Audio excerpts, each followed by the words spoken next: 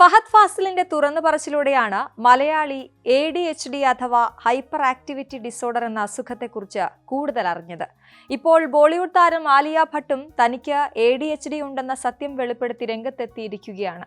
ഒരു മാസികയ്ക്ക് നൽകിയ അഭിമുഖത്തിലാണ് തനിക്ക് 45 മിനിറ്റിൽ കൂടുതൽ മേക്കപ്പ് ചെയറിൽ പോലും ഇരിക്കാൻ കഴിയില്ലെന്ന വെളിപ്പെടുത്തൽ ആലിയ നടത്തിയത്. ADHD ഉള്ളതുകൊണ്ട് ഏറെ വെല്ലുവിളികളുള്ളതായും നടി തുറന്നു പറയുന്നു. വിവാഹ ദിനത്തിൽ പോലും ഒരു നീണ്ട മേക്കപ്പ് സെഷനിൽ ഇരിക്കാൻ ആലിയയ്ക്ക് കഴിയില്ലായിരുന്നുവെന്നും അതിനാലാണ് മിനിമം മേക്കപ്പിൽ എത്തിയതെന്നുമാണ് താരം പറയുന്നത്. വിവാഹ ദിവസമെങ്കിലും 2 മണിക്കൂർ മേക്കപ്പിനായി തരണമെന്ന് മേക്കപ്പ് ആർട്ടിസ്റ്റായ പുനീത് ആവശ്യപ്പെട്ടിരുന്നു. എന്നാൽ വിവാഹ ദിവസം അത് ഒട്ടും പറ്റില്ലെന്ന് പറഞ്ഞാണ് ആലിയ അതിൽ നിന്നും ഒഴിവായത്. ഒരു ന്യൂറോ ഡെവലപ്മെന്റൽ ഡിസോർഡറാണ് ADHD. ADHD ഉള്ള വ്യക്തികൾ പലപ്പോഴും തുടർച്ചയായി കൂടുതൽ സമയം ജോലികളിൽ ശ്രദ്ധ കേന്ദ്രീകരിക്കാൻ പാടുപെടുകയും നിശ്ചലമായിരിക്കുന്നത് വെല്ലുവിളിയായി തോന്നുന്നവരുമാണ്. സാധാരണ കുട്ടികളിലും അപൂർവമായി മാത്രം മുതിർന്നവരിലും കണ്ടുവരുന്ന നാഡീവ്യൂഹ വികാസവുമായി ബന്ധപ്പെട്ട ഒരു തകരാറാണ് ഇത്.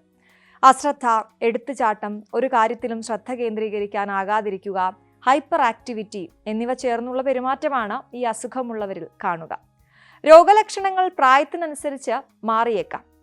പല വ്യക്തികളും അവരുടെ ജീവിതത്തിലുടനീളം ഇത് അറിയാതെ പോകാറുമുണ്ട്. വേൾഡ് ഫെഡറേഷൻ ഓഫ് ADHDയുടെ കണക്കനുസരിച്ച് ഇത് ഒരു സാധാരണ മാനസികാരോഗ്യ വൈകല്യമാണ്.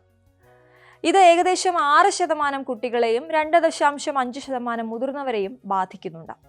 ADHD ഉള്ള 60% കുട്ടികളും പ്രായപൂർത്തിയായവരിലേക്ക് രോഗലക്ഷണങ്ങൾ വഹിക്കുന്നുണ്ട് എന്നാണ് ഗവേഷണങ്ങൾ കാണിക്കുന്നത്. കുട്ടിക്കാലത്ത് തന്നെ കണ്ടെത്തിയാൽ ഭേദമാക്കാവുന്ന രോഗമാണ് ഇതെന്നും വിദഗ്ധർ പറയുന്നുണ്ട്. പല കുട്ടികളിലും അനുസരണക്കുറവ്, വികൃതി കൂടുതൽ എന്നൊക്കെ പറഞ്ഞ് നമ്മൾ ഒഴിവാക്കുകയാണ് പതിവ്. അത്തരത്തിൽ അശ്രദ്ധ കാണിക്കരുതെന്നും രക്ഷിതാക്കളോട് ഡോക്ടർമാർ പറയുന്നുണ്ട്. ADHD കൈകാര്യം ചെയ്യുന്നതിന് പലപ്പോഴും ഒരു ബഹുമുഖ സമീപനം ആവശ്യമാണ്. കോഗ്നിറ്റീവ് ബിഹേവിയറൽ തെറാപ്പി പോലുള്ള തന്ത്രങ്ങൾ കോപ്പിംഗ് മെക്കാനിസങ്ങൾ വികസിപ്പിക്കാൻ സഹായിക്കും. മൈൻഡ്ഫുൾനെസ് പരിശീലനങ്ങൾക്ക് ഫോക്കസ് വർദ്ധിപ്പിക്കാൻ കഴിയും.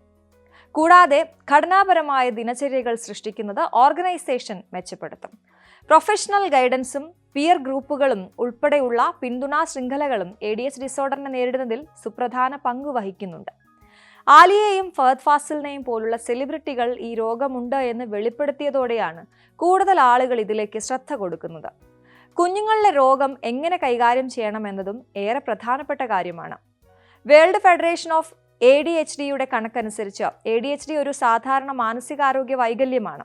41-ാം വയസ്സിലാണ് രോഗം കണ്ടെത്തിയതെന്നും കുട്ടിയായിരിക്കുമ്പോൾ തന്നെ ADHD കണ്ടെത്തിയാൽ ചികിത്സിച്ച് മാറ്റാമെന്നുമാണ് ഫഹദ് ഫാസിൽ അന്ന് പറഞ്ഞത്. എന്നാൽ തനിക്ക് 41-ാം വയസ്സിൽ കണ്ടെത്തിയതിനാൽ ഇനി അത് മാറാനുള്ള സാധ്യതയില്ലെന്നും ഫഹദ് ഫാസിൽ പറയുന്നു. ADHD വരാനുള്ള കാരണങ്ങൾ ഇന്നും പഠനവിധേയമാണെങ്കിലും നമ്മുടെ ജനിതകപരമായ ഘടകങ്ങൾക്ക് ഇതിൽ പ്രധാന പങ്കുണ്ട് എന്നാണ് കരുതുന്നത്. മാസം തികയാതെയുള്ള ജനനം, ജനന സമയത്തെ കുറഞ്ഞ ഭാരം എന്നിവയും ADHD സാധ്യത കൂട്ടുന്നതായി പറയും. ലക്ഷണങ്ങൾ കേട്ടാൽ ഈ ഡിസോർഡർ നമുക്കുമുണ്ടോ എന്ന് തോന്നാം.